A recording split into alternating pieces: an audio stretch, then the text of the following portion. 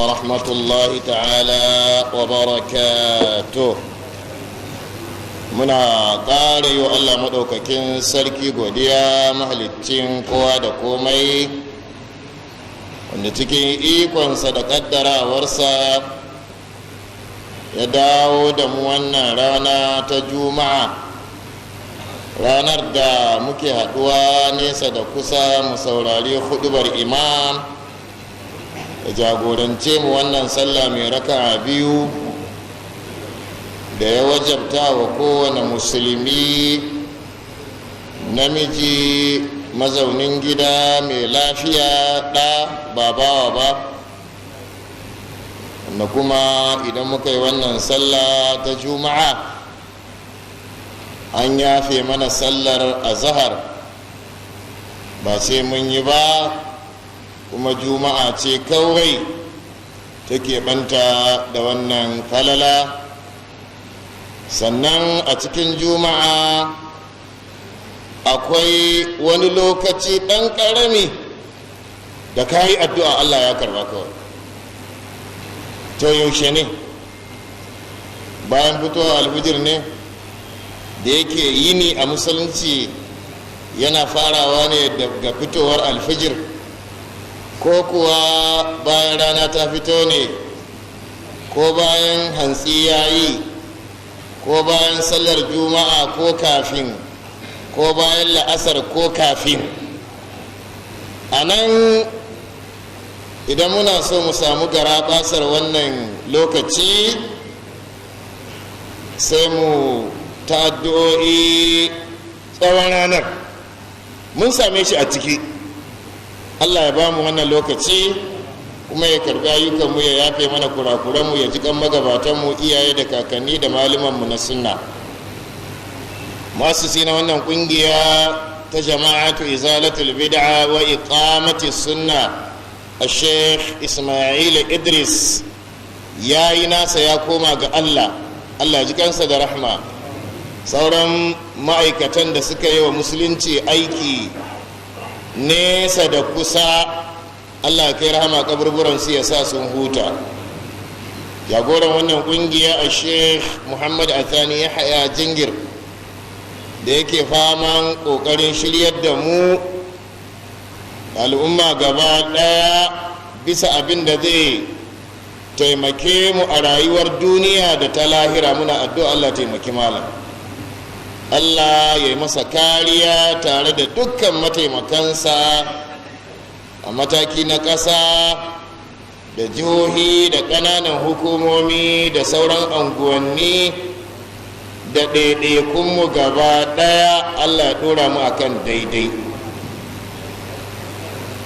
To jama'ar musulmi, kamar yadda muka sani kowane mako wannan majalisa tana zama ta nemi damuwoyi na al'umma, kuma a nemi yadda za a yi maganin damuwoyin ta hanya da ta dace bisa wa'azi da nasiha da jan hankali. Don me? Don kowa da irin matakin da Allah ya bashi. Masu hukunci da hukuma da soja da 'yan sanda da kurkuku da alkalai, Allah ya ba su abin da za su yi daidai da matsayinsu. Waɗanda kuma Allah ya ba su bakin faɗa na nasiha, almajirai 'yan uwanmu da manyan malamanmu, su ba Allah ya ba su damar abin da za su faɗa. Idan abu ya ɓaci, Allah ya sauƙe, to sai a koma a zauna a yi ta salati ga annabi sallallahu alaihi wasallama, ana karanta ƙur'ani idan maganar ma ta gagar kenan. To wannan kuma shine mafi raunin imani, kamar yadda manzo sallallahu alaihi wasallam ya yi bayani. To alhamdulillah, Allah ya ba da dama a cikin alkur'ani cewa kowa ya ga abin da ba daidai ba ya faɗa, matuƙar ya sani ya faɗi yadda za a yi daidai ɗin, ba zargin masu aikatawar kawai ba. Idan an zargi mugu mai mugun aiki, to a faɗa masa kuma yadda zai yi ya gyara, domin annabawan Allah manzanni gaba ɗayansu Allah ya turo su wannan duniya ne don gyara. Duniya ta cika da laifuffuka iri-iri. Allah yakan turo manzanni ya faɗa musu abin da za su faɗa, sa'annan su ma manzannin su aikata umarnin Allah ɗin. Amma da yake Allah ya riga ya yi rubutu cewa sai ya cika jahannama, Allah kiyaye mu, Allah saba da mu bane, to fa jahannaman sai ta cika. Ba yadda za ka yi ka ce jahannama ta kawo fafaki kawai ba tare da ta cika ba, sai ta cika. Da yake aljanna gidan ni'ima ne, gidan ni'ima ba a so a yi cunkoso, saboda haka ita ba za ta cika ba. To su waɗannan manzanni Allah subhanahu wata'ala ya gama aiko su, sun ƙare, sai madadinsu. Suwaye madadinsu? Ulama'us sunna, al-ulama'ul amilin, malamai masu faɗa da cikawa, masu faɗar gaskiya su tsaya a kanta kuma su yi umarni da aikatawa, masu hani ga aikata mummunan aiki wanda suke nisantarsa, su ne al'ulama warasatul anbiya, su ne malamai magada annabawa. Annabi ya ƙare, manzanni sun ƙare, wanda duk yake so ya dace da kiran manzanni, to ba dama ya yi kundumbala, ya yi gaban kansa, ya ɗauki hukunci, ya yi ta yi kawai ba tare da ya ciro daga malaman sunna ba. Wani ce duk malamai sun ɓata, wai duk an ɓata, saura shi kaɗai ne ya saura. Inda wani ya ce duk an ɓata, to kai kaɗai ka saura, wanda bai ɓata ba. Ka san kuwa annabi sallallahu alaihi wasallam ya ce wanda ya yi wa duniya irin wannan hukunci, to ya fi kowa ɓata. Na Allah baya ƙarewa har ƙarshen duniya. Allah taimake mu. Jama'ar musulmi, kamar da muka ce,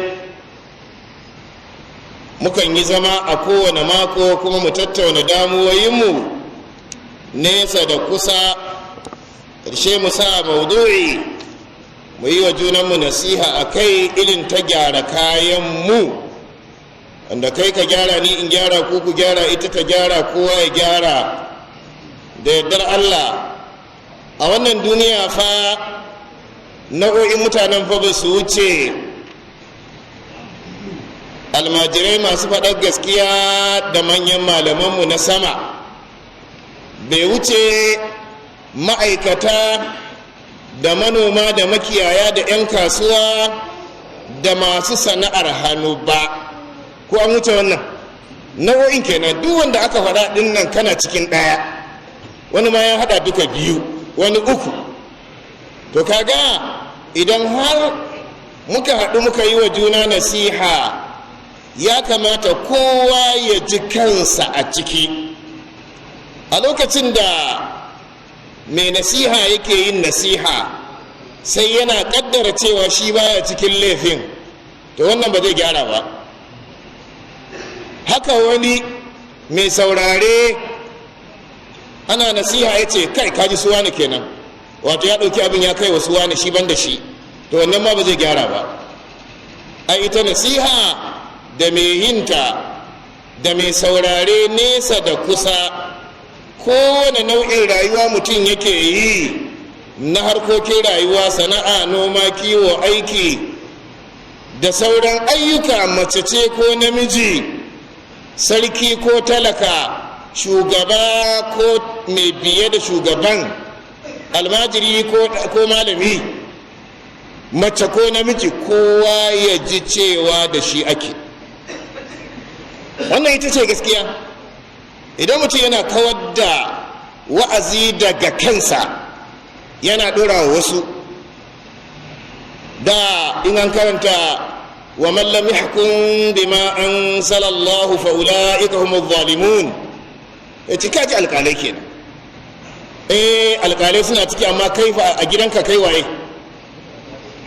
Za ka iya hukunci tsakanin matanka ka yi adalci da 'ya'yanka ko ba za ka iya ba? To ka yi? To kai ma wallan hukum ne. A kantinka za ka iya tsayawa ka yi gaskiya, ka ci halal, ka ci riba ba riba ba? Ba za ka yi magudi ba, za ka iya wannan? To ka yi ko ba ka yi ba? In ba ka yi ba kai ma wallan hukum ba anzalallahu ne.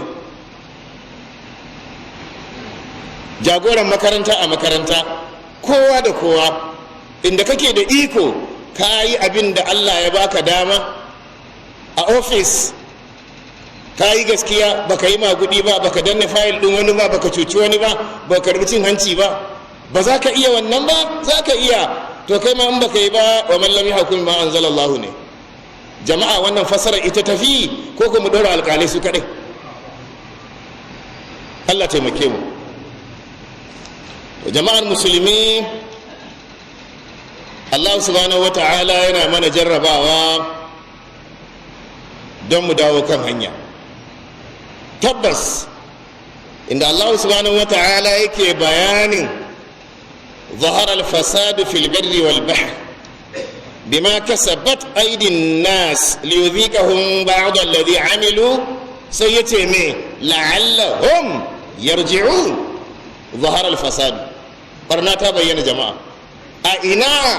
Fil barri wal bahr, a tudu da teku, har a sama ma ana barna. Wannan barna ta bayyana saboda abin da hannayen mutane suka aikata na barnace-barnace. Mafi yawan ayyuka da hannu ake yi, kafa ma tana yi, baki ma yana yi, zuciya tana mugun tunani, amma sai aka ce hannu, saboda shi hannu shine jarumi. Ko saran takobi aka kawo sai ka kare da hannu, saboda shi hannu jarumi ne. Shi yasa Allah ya ce bima kasabat aidin nas, saboda abinda hannayen mutane suka aikata. liyudhikahum ba'da alladhi amilu, don ya ɗanɗana musu sashen abinda suka aikata. Sashi yanzu rudewar duniya ta wannan, wani ma bai san inda zai je ba. Jiya wani ya ce sun yi sahu a sallah, sai ga wani mutum farar fata, sai ana irin ko daga indiya ko daga china ko daga ture ko ina, wai mai ake tsoro zai kawo corona virus. A sahun sallah an firgita.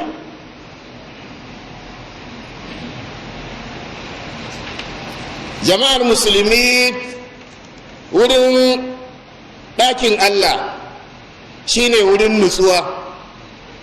Don me?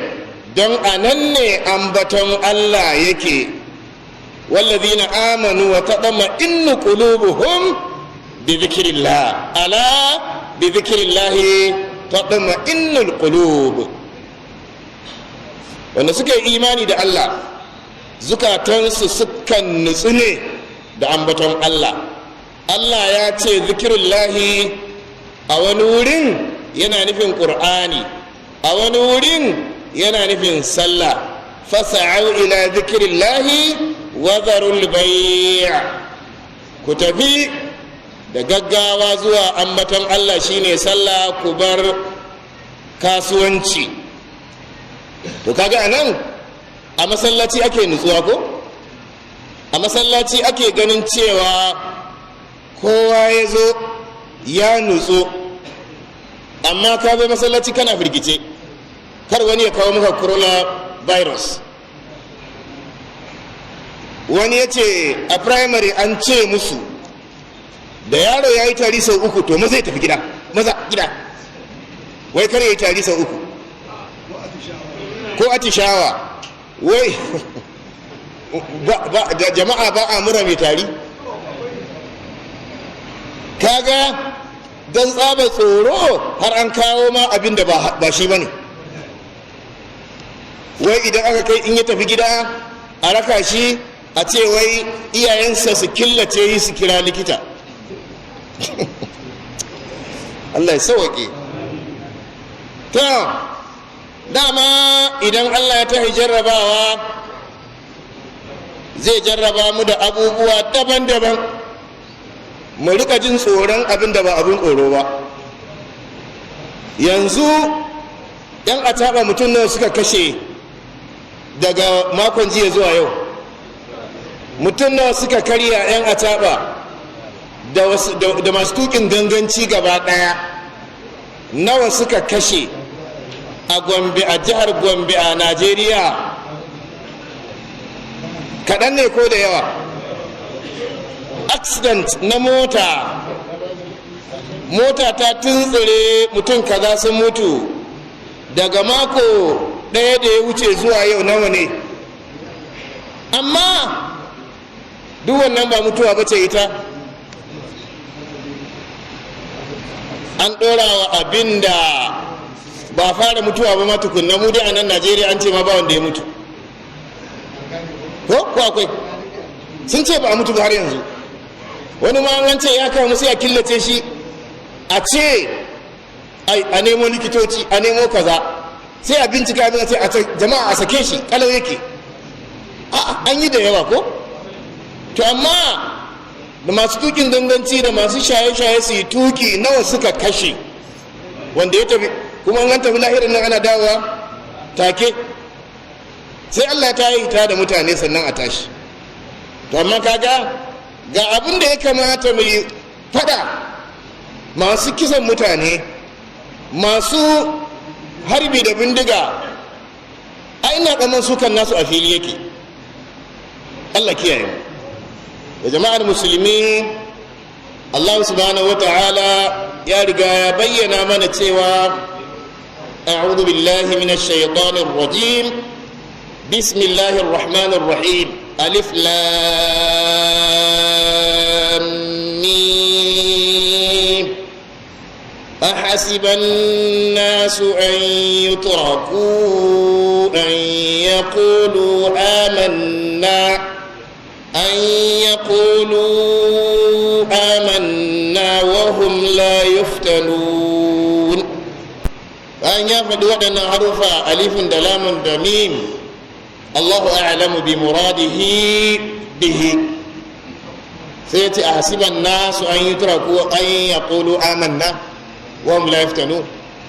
إن جماعة سنة أمان أبرسوا don sun ce mun yi imani da Allah, wahum la yuftanun, su ba za a musu jarrabawa ba. imani ba jarrabawa, yaushe za a gane cewa ka ci ko ka faɗi in ba a yi maka jarrabawar ba? ɗalibi a makaranta idan ana ta ba shi darasi kullum, ba za a gane ya gane ko bai gane ba sai an masa jarrabawa. to nan jarrabawa ce Allah subhanahu wata'ala yake jehowa a wannan duniya. A shekarun baya can an yi jarrabawar kwalara ko an yi jarrabawar agana, gidajen agana can yamma da gari, can ake zuwa a yi ɗakin agana. saboda haka wadda duk ya kamu sai a kai shi can wajen gari. Aka zo aka yi jarrabawa ta sankarau, nan ma aka je aka yi rufuna can kusa da makabarta, yamma da makabarta tsohuwa, aka yi rufuna na sankarau ana kaiwa mutane can. annoba ce iri-iri da Allah ya ga dama sai ya kawo, wata kuma wasu su taimaka wurin aukuwarta, su ma duk waɗannan suna yin irin nasu don jin haushin al'ummar musulmi ko don jin haushin duniyar ma. To waɗannan jarrabawoyi Allah subhanahu wata'ala ya ce ba za a bar mu kawai babu jarrabawa ba. Yanzu wannan bala'i na boko haram da satar mutane da kakkashe su da satar dabbobi da sauran miyagun ayyuka da ake yi, to fa jarrabawa ce. Allah ya ba mu ikon cin jarrabawar. Kun ga haramin makka da na madina, Allah subhanahu wa ta'ala ya tsare su, shi yasa ake ce musu harami, tsararren wuri. Wa man dakhalahu kana amina, wanda ya shiga ya aminta. Sai dai inda ma mai laifi ne da ya yi laifi sai ya tafi ka'aba ya ce an ce wa man dakhalahu kana amina, to an ce a nan kan ko ya shiga cikin ka'aba a kamo shi a yi masa hukunci daidai da laifinsa. Haramin makka, haramin madina, Allah ya ba su daraja ta musamman da bai wa ko'ina irin wannan darajar ba. A ka'aba ɗin akwai gunda aka ayyana shi a shari'ance cewa in kana da wata damuwa in ka je ka faɗa a wurin. To da a ce za a je a yi ta faɗan wannan damuwa ta wannan annoba, da alama ce ta Allah ya sauwaƙe ya ji tausayin bayinsa. Masallatai duk inda suke wurin karɓar addu'a ne, amma Allah ya keɓance waɗannan haramai ni sharifai ne da wasu abubuwa na musamman. In ka je kana ɗawafi kana addu'a, akwai multazam tsakanin ƙofar ka'aba da hajar aswad wurin karɓar addu'a. Idan ka gama ka yi addu'a, in ka je safa da marwa ka yi addu'a, ka nemi tsarin Allah daga dukkan mummunan abu, daga wuta zuwa ƙasa, ka nemi alkhairin Allah duka daga aljanna zuwa ƙasa. To jama'ar musulmi, jarrabawa ce. Allah ce wala qad fatanna allazina min qablihim, waɗanda suka zo kafin su ma an musu jarrabawa, amma Allah yana jarrabawa ne falyalam allazina sadaqu wala ya'lamanna allazina sadaqu wala ya'lamanna al-kadhibin, don Allah ya bayyana da ilimi na masu gaskiya. Dama ya sani, zai bayyana ne don mu sani waye masu gaskiya su waye masu ƙarya. wala nabluwannakum bish-sharri wal khairi fitna wa ilayna turja'un. Sharri jarrabawa, alkhairi ma jarrabawa. Yawanci mu abinda muka fi sabawa da shi, yana cewa an masa jarrabawa, to ba za ka kai kyakkyawa a al'amarin ba, ya ɗauka mummuna ne. To ai sharri jarrabawa ne, alkhairi ma jarrabawa ne. Jama'ar musulmi, kar hankali ya ɓata, mu koma zuwa ga Allah. Komawa zuwa ga Allah shine tuba daga laifi. Ya ayyuhal ladina amanu tubu ila Allah taubatan nasuha. Ya ku waɗanda kuka yi imani da Allah, ku tuba zuwa ga Allah, tuba zarar bunu ko tatsar nono, abinda bai iya komawa. Ana son kowa ya tuba, kowa mai laifi ne, kamar yadda muka fara faɗa da farko. Ka kaddara kanka kana cikin masu laifi, don mu tuba. Idan mutum yana ɗauke laifi daga kansa yana ƙoƙarin ɗorawa wasu su kaɗai, to wannan fa alama ce ta cewa shi ya tsarkake kansa kenan, shi baya cikin masu laifi. wala tuzakku anfusakum huwa a'lamu biman ittaqa. Kar ku tsarkake kawunan ku ɗauka cewa ku ba ku da laifi, amma kowa ya yadda mai laifi ne, kuma kowa ya yadda zai tuba. Allah karɓi tubanmu. Allah subhanahu wa ta'ala ya yi alkawari وعد الله الذين آمنوا وعملوا الصالحات ليستخلفنهم في الأرض. Allah subhanahu wa ta'ala ya alkawari ga wanda suka yi imani suka aikata ayyuka na kwarai. Kaga kenan imani baya cika sai an yi aiki na kwarai. Aiki na kwarai baya karbuwa sai ya dace da sunna. In ya dace da sunna ma bai karbuwa sai an yi don Allah.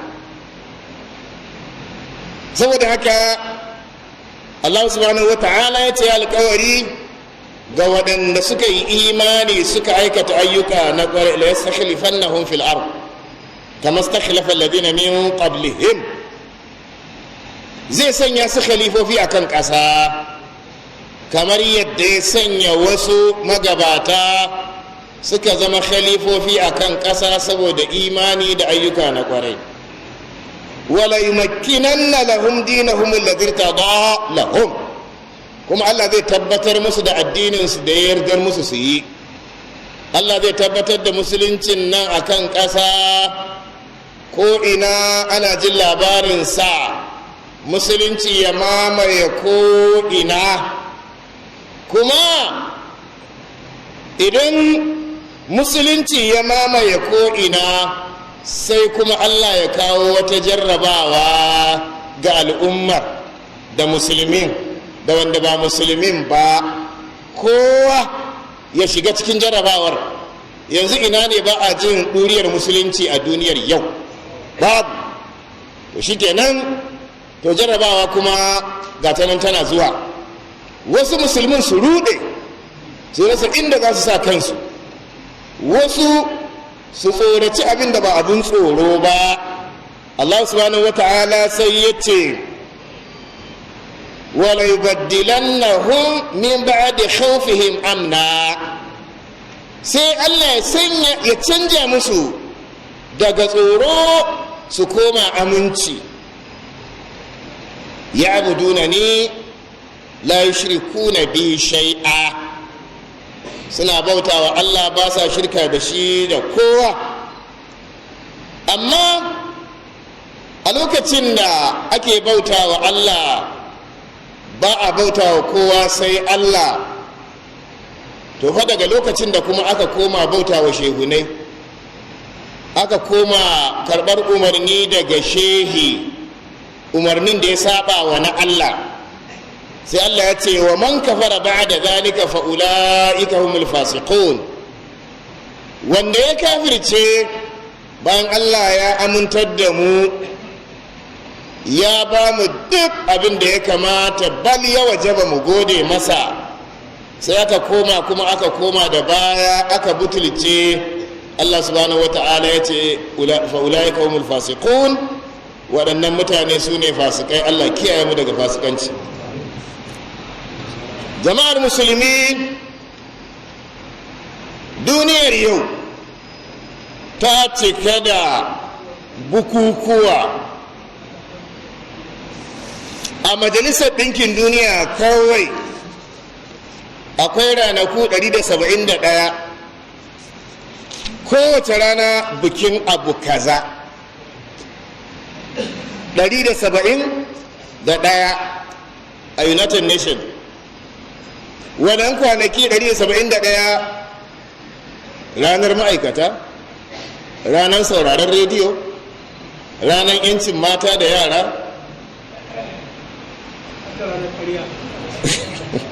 hadda ranar ƙarya. Jama'a, waɗannan ranaku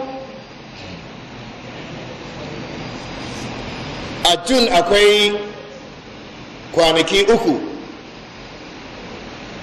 january nake nufi, january kwanaki uku, february kwanaki 6, march kwanaki 16, april kwanaki 22, may kwanaki 16, june kwanaki 28, july kwanaki 8, august kwanaki 8, september kwanaki 16, august kwanaki 17, november kwanaki 15, disamba kwanaki 16.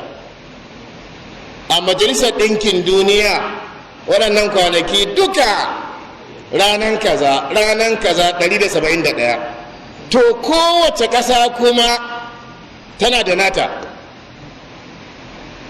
ranar samun mulki, ranar waye, kowace ƙasa tana da nata. Amma abin bakin cikin a wannan kwanaki duk babu kwanakin komawa zuwa ga Allah. La ilaha illallah Muhammadu Rasulullah. Ina kwanakin ƙara tuna Allah da komawa zuwa gare shi, musa Allah a gaba kowa ya tuba, a ce ranakun tuba. Jama'a muna da ranakun tuba a duniya a rubuce a United Nation, a rubuce a ƙasashenmu. To amma ana saban ko ba a yi?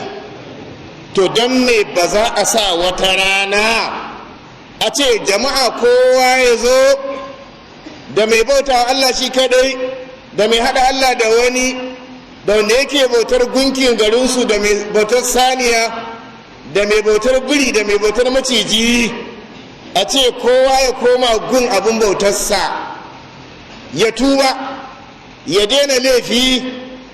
Idan mun sa wannan rana a yayata ta a duniya, to musulman ne za su yi rinjaye don su ne nasu ne na Allah. Amma duk waɗannan ranaku yadda za a rayu ne. Jama'a mun sanya wata rana, ranar tuna lahira.